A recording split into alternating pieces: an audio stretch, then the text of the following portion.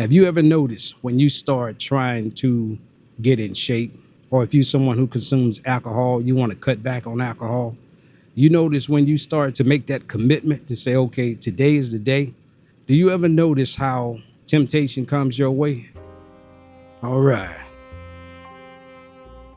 Well, just wrapping up day 5 workout. Today I pushed myself a little more. On the treadmill, I decided to extend it by 6 miles. 6 minutes. And toward the end of that, the stationary bicycle ride, I started to feel it. I ain't gonna kid you. Them last 3 minutes, they really kicked in on me. As I do or try to incorporate after every workout, try to give you a phrase for today. Today's phrase is flee temptation. That comes out of the Bible, which I am a man of faith and a follower of Christ and his teachings. But that's not really what I'm going to talk about. But what I want to speak about is fleeing temptation as it pertains to foods, alcohol, things of that nature. I currently share a household with my ex because it's economically feasible at this time.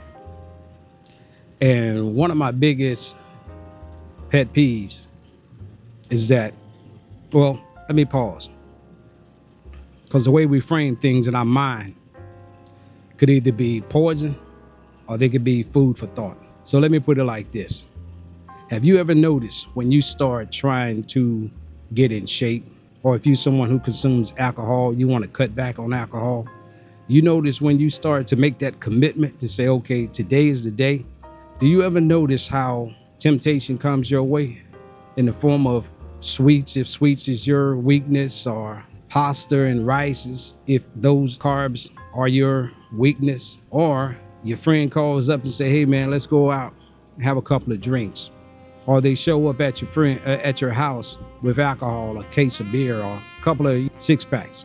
To me, that's not by happenstance. I truly believe that one or two things are in play.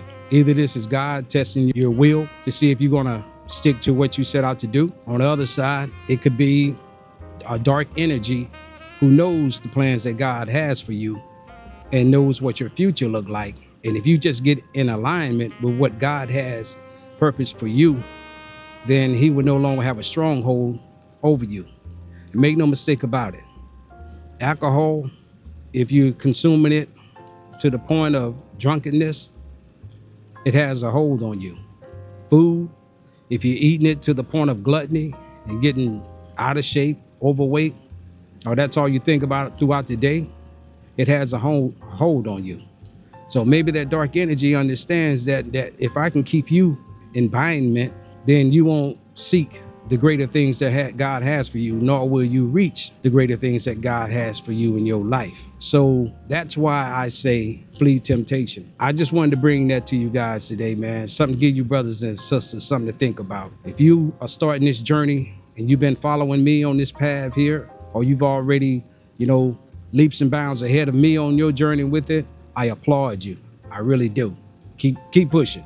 That's what time it is. But if you are in alignment with what I'm doing, think about that. Have a keen sense of awareness as to what's going on around you at all times as it pertains to your strengths and your weaknesses. Know your weaknesses and don't set yourself up for failure.